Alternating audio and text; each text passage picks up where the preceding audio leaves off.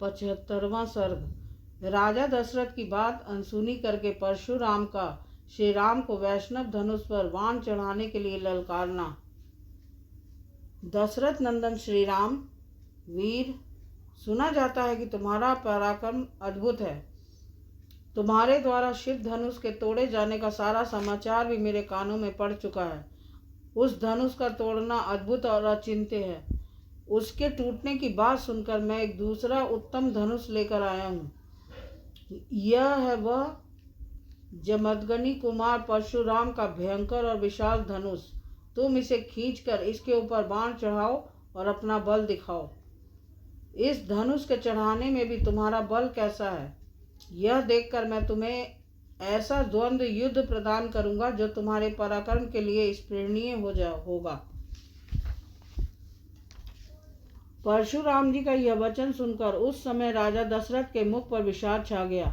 वे दीन भाव से हाथ जोड़कर बोले, ब्राह्मण, आप स्वाध्याय और व्रत से शोभा पाने वाले भृगुवंशी ब्राह्मणों के कुल में उत्पन्न हुए हैं और स्वयं भी महान तपस्वी और ब्रह्म ज्ञानी हैं।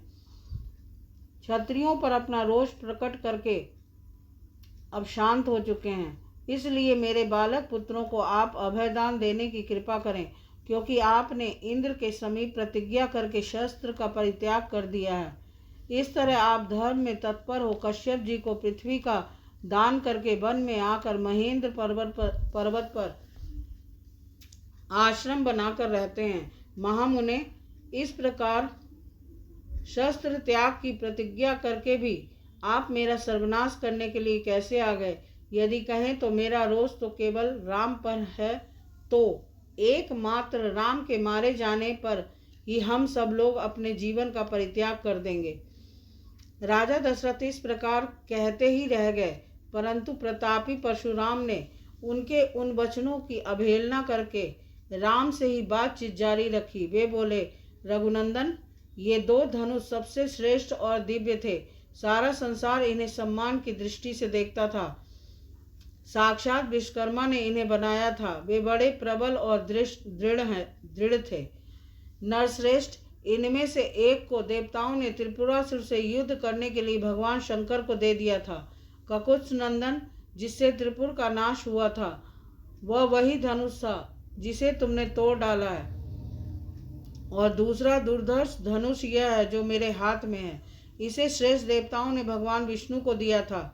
श्री राम, शत्रु नगरी पर विजय पाने वाला वही यह वैष्णव धनुष है। ककुत्स नंदन, यह भी शिव जी के धनुष के समान ही प्रबल है। उन दिनों समस्त देवताओं ने भगवान शिव और विष्णु के बलाबल की परीक्षा के लिए पितामह ब्रह्मा जी से पूछा था कि इन दोनों देवताओं में कौन अधिक बलशाली है।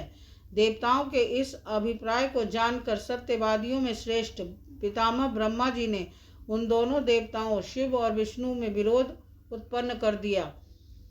विरोध पैदा होने पर एक दूसरे को जीतने की इच्छा वाले शिव और विष्णु में बड़ा भारी युद्ध हुआ, जो रोंगटे खड़े कर देने वाला था। उस समय भगवान विष्णु ने हुंकार मात्र से शिव जी के भयंकर बलशाली धनुष को शिथिल तथा त्रिनेत्रधारी महादेव जी को भी स्तंभित कर दिया। तब ऋषि समूहों तथा चारणों सहित देवताओं ने आकर उन दोनों श्रेष्ठ देवताओं से शांति के लिए याचना की। फिर वे दोनों वहां शांत हो गए। भगवान विष्णु के पराक्रम से शिव जी के उस धनुष को शिथिल हुआ देख ऋषियों सहित देवताओं ने भगवान विष्णु को श्रेष्ठ माना। तदंतर कुपित हुए महायशस्वी रुद्र ने बाण सहित अपना धनुष विदेह देश के राजश्री देवरात के हाथों में दे दिया। श्री राम, शत्रु नगरी पर विजय पाने वाले इस वैष्णव धनुष को भगवान विष्णु ने भृगुवंशी ऋचि मुनि को उत्तम धरोहर के रूप में दिया था। फिर महातेजस्वी ऋचिक ने प्रतिकार की भावना से रहित अपने पुत्र एवं मेरे पिता महात्मा जमदग्नि के अधिकार में यह दिव्य धनुष दे दिया।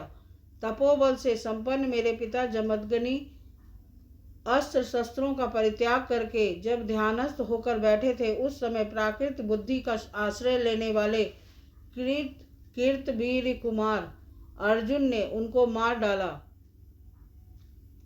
पिता के इस अत्यंत भयंकर वध का जो उनके योग्य नहीं था। समाचार सुनकर मैंने रोषपूर्वक बारंबार उत्पन्न हुए क्षत्रियों का अनेक बार संहार किया। श्री राम, फिर सारी पृथ्वी पर अधिकार करके मैंने एक यज्ञ किया और उस यज्ञ के समाप्त होने पर पुण्य कर्मा महात्मा कश्यप को दक्षिणा रूप से यह सारी पृथ्वी दे डाली। पृथ्वी का दान करके मैं महेंद्र पर्वत पर रहने लगा और वहां तपस्या करके तपोबल से संपन्न हुआ। वहां से शिवजी के धनुष के तोड़े जाने का समाचार सुनकर मैं शीघ्रता पूर्वक यहाँ आया हूँ। श्री राम, इस प्रकार वह महान वैष्णव धनुष मेरे पिता पितामहों के अधिकार में रहता चला आया है। अब तुम क्षत्रिय धर्म को सामने रखकर यह उत्तम धनुष हाथ में लो और इस श्रेष्ठ धनुष पर एक ऐसा बाण चढ़ाओ जो शत्रु नगरी पर विजय पाने में समर्थ हो। यदि तुम ऐसा कर सके तो मैं तुम्हें द्वंद्व युद्ध का अवसर दूंगा। इस प्रकार श्री वाल्मीकि निर्मित आर्ध रामायण आदि काव्य के बालकांड में 75वां सर्ग पूरा हुआ। बोल सियापति रामचंद्र की जय।